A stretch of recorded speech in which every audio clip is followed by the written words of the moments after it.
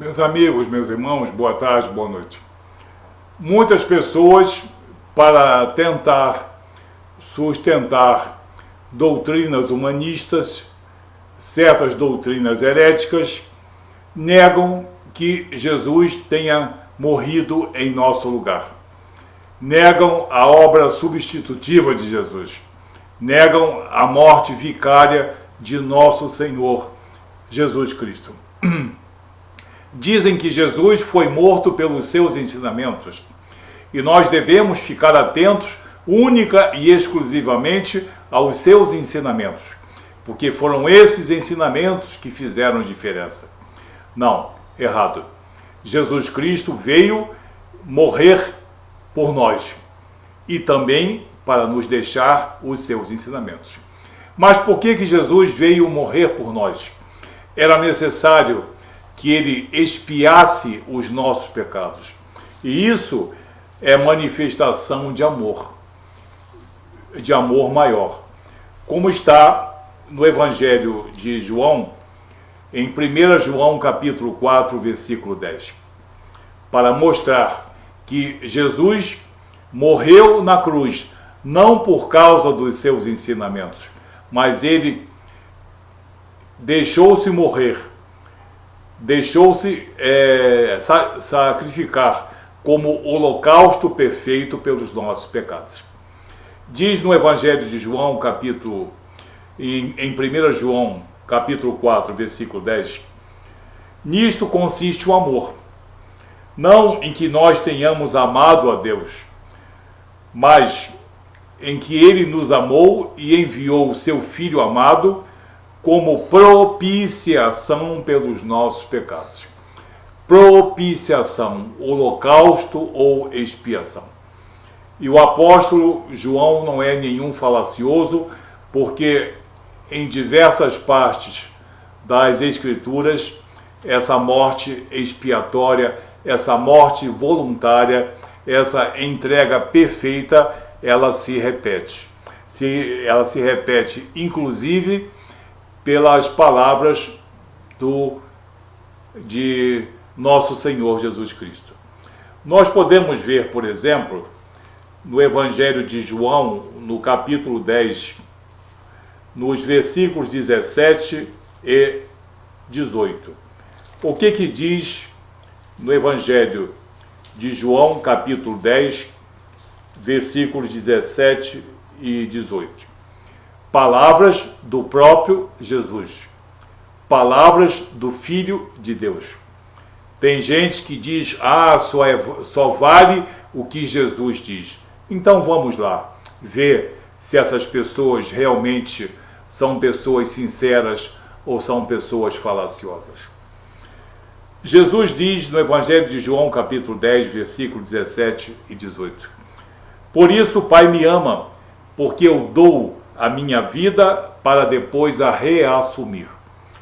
Eu dou a minha vida para depois a reassumir.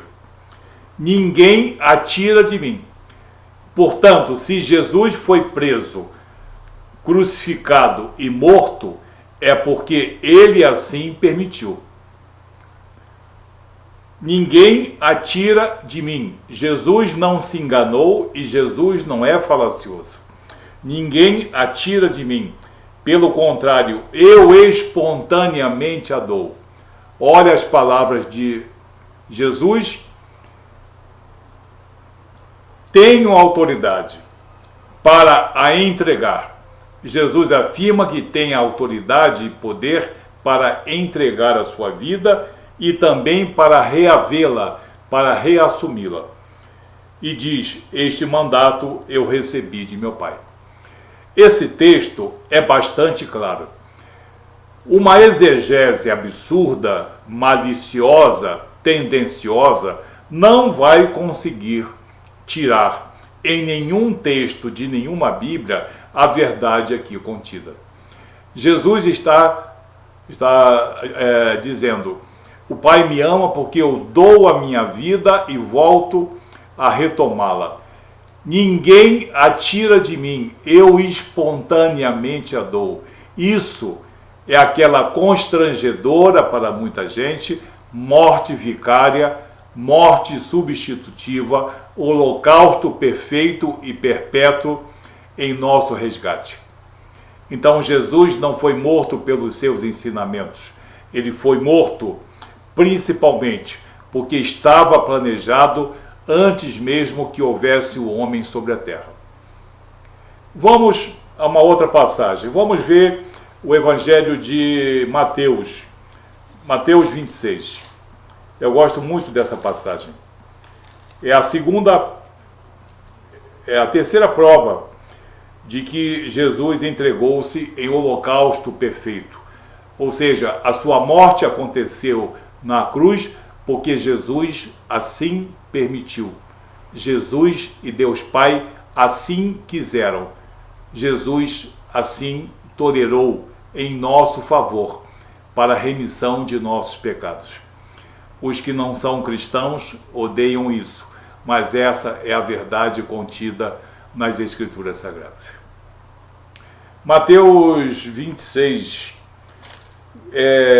versículos 52 a 54. Jesus estava prestes a ser preso. Então, Jesus lhe disse: embainha a tua espada, pois todos os que lançam mão da espada, a espada perecerão. Acaso não pensas que não posso rogar a meu Pai, e ele me mandaria neste momento mais do que 12 legiões de anjos? Jesus está dizendo: vocês acham que eu preciso de uma espada? Que uma espada representa alguma coisa para mim? Que a força do braço do homem é algum obstáculo para mim, Jesus, o Filho de Deus? Eu tenho à minha disposição, nesse momento, 12 legiões de anjos. E 12 legiões de anjos podem varrer da face da terra qualquer exército. Jesus estava mentindo ou Jesus estava dizendo a verdade? Jesus estava dizendo a verdade. Ele me mandaria neste momento mais de 12 legiões de anjos. E ele termina com chave de ouro no versículo 54. Como, pois, se cumpririam as Escrituras, segundo as quais assim deve suceder? Então Jesus, além dessas afirmativas, ele está dizendo: assim deve ser para que se cumpram as Escrituras. Então, as Escrituras se cumprem não nos ensinamentos de Jesus, que são belíssimos para o aprimoramento do homem cristão, mas as Escrituras, elas se realizam na morte vicária e substitutiva do Filho de Deus, porque é Jesus Cristo que afirma isso. E nenhum homem ou mulher, sábio ou erudito, pode contestar. Contestar podem, porque odeiam essas passagens, mas não podem forjar nenhum argumento contra isso. Então Jesus afirma que a sua morte é uma morte por amor de nós, uma morte substitutiva, uma morte vicária, uma morte expiatória. E essa morte está planejada desde o começo do mundo, antes que houvesse homem ou mulher sobre a terra. Uma outra passagem nós temos também no Evangelho de Mateus, agora no capítulo 16, quando Jesus anuncia aos seus discípulos que era necessário que ele padecesse, que ele fosse rejeitado, que fosse morto e que fosse ressurreto ao terceiro dia. Pedro, ouvindo isso, não concordou e repreendeu Jesus, e Jesus nos diz uma grande verdade quando repreende a Pedro. Está no Evangelho de Mateus, capítulo 16, dos versículos 21 ao 23.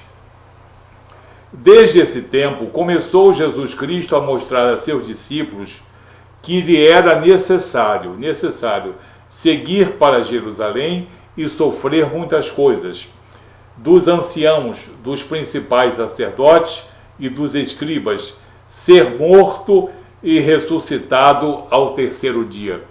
Jesus tinha divindade e isso já estava planejado desde o começo do mundo. Ele sabia que ia ser morto e seria ressurreto ao terceiro dia. Portanto, isso é uma entrega. Ele já era conhecedor antecipadamente desses fatos, porque ele tinha a onisciência de Deus.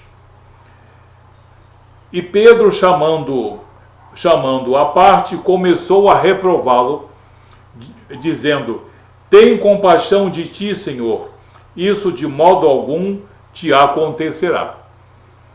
Pedro quis poupar a vida de Jesus. Pedro, muito humanista, muito amoroso e muito fraterno, depois que Jesus profere a sua própria sentença, Pedro tem a ousadia de reprovar Jesus por aquilo que ele disse. E o que Jesus faz? O que Jesus diz? Mas Jesus, voltando-se, disse a Pedro: arreda, Satanás, porque o espírito do engano, o espírito de Satanás estava trazendo confusão à mente do seu apóstolo Pedro. Arreda, Satanás, tu és para mim pedra de tropeço, porque não cogitas das coisas de Deus, mas sim das coisas dos homens. Aí está a prova. Quando Pedro tentou salvaguardar a vida de Jesus por amor fraternal, por maior que fosse esse amor, Jesus disse: arreda, Satanás, porque quem impede ou tenta impedir o meu sacrifício está cogitando das coisas de Deus e até das coisas de Satanás.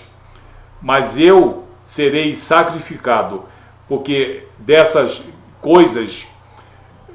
coisas são cogitação minha e de meu Pai. Então Jesus diz a Pedro: não é a tua vontade que vai ser feita, Pedro, porque cogitas de coisas humanas, de coisas fraternais. Eu venho aqui fazer uma demonstração eterna de amor superior, amor ágape, agaparro.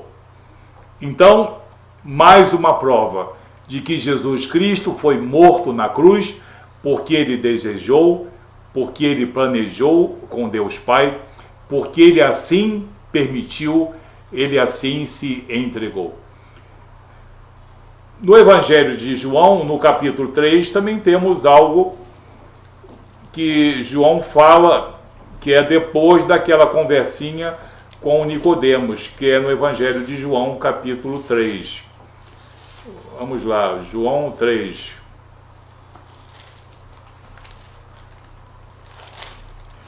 O que diz Jesus no Evangelho de João, capítulo 3, versículos 14 e 15.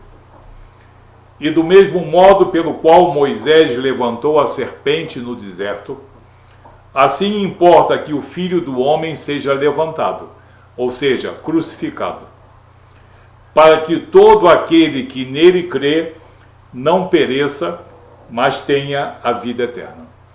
Tenha a vida eterna. Jesus está dizendo aqui da necessidade dele, Jesus, ter levantado, assim como Moisés fez, levantando a serpente de bronze, como pré-figura do poder curativo de nosso Senhor Jesus Cristo, e que está no livro de Números, capítulo 21, versículo 8. Mas quando essa serpente de bronze, pré-figura de Jesus, foi transformada em objeto de veneração, ela foi destruída pelo rei Ezequias, que era um homem segundo o coração de Deus, e que está em 2 Reis, capítulo 18, versículo 4. Então nós lemos aqui algumas passagens, nós lemos as últimas 4, não é isso? Em que o próprio Jesus anuncia a sua morte. Ele declara que ninguém pode tirar a sua vida, que se ele for morto é porque ele assim desejou. O Pai o ama porque ele dá a sua vida e tem poder para retomá-la pelo poder do Espírito Santo de Deus. Não é a força da espada e não é a força dos seus ensinamentos, não é a força do braço do homem que levou Jesus à cruz. Foi o amor de Deus manifesto nele, Jesus. Portanto, a consumação da verdade das Escrituras Sagradas não são os ensinamentos aprimoradores de Jesus Cristo. São a morte de Jesus para a nossa salvação, para nosso resgate. E depois que nós temos a nossa salvação garantida, a nossa reconciliação com Deus, é desejável, altamente desejável, necessário que nós nos aprimoremos nos ensinamentos de Jesus Cristo. Então não adianta ficar olhando para o monte, ficar lendo Mateus, capítulos 5, 6 e 7, se deliciando no sermão do monte, mas esquecendo a cruz. Propositalmente esquecendo a cruz. Ardilosamente esquecendo a cruz.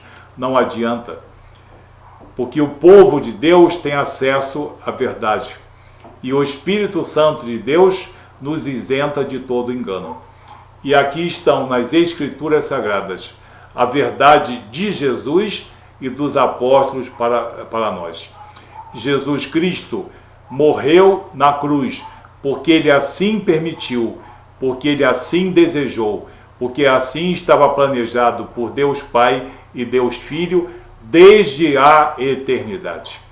Isso é cristianismo, isso é salvação em nosso Senhor Jesus Cristo. Retidão moral, disciplina espiritual são necessárias para o aprimoramento do caráter cristão. Mas o caráter cristão só é obtido através dessa morte substitutiva. Quem considera Jesus autor e consumador da sua salvação e da sua vida eterna, esse é um homem cristão. Mas se o homem crê em reencarnação, autorremissão, autorresgate, autorreconciliação com Deus, ele está mergulhado no engodo e no engano de homens e de espíritos. Então nós vemos assim que o próprio Jesus afirma, e se você quiser se aprofundar nessa verdade, você vai encontrar nesses textos, numa meditação, numa leitura calma, a verdade de Deus para a tua vida. Se você um dia vai habitar nas regiões celestiais, em Cristo Jesus, não será pelo teu mérito, será pelos méritos de um Salvador. Agora, isso não quer dizer que você não vá aprimorar-se no campo moral, no campo espiritual e seguir os ensinamentos do Sermão da Montanha. É lógico que esses ensinamentos são indispensáveis para o nosso aprimoramento, mas a forja do caráter cristão, da identidade cristã e da nossa reconciliação com Deus, somente por ato soberano. E esse ato soberano começa com a morte vicária, substitutiva de nosso Senhor e Salvador, Jesus Cristo, em nosso favor, em nosso lugar. Morte vicária, morte substitutiva. Essa é a verdade de Deus para mim e para todos nós. Qualquer outra versão é mentira de Satanás. Que Deus abençoe você, em nome de Jesus.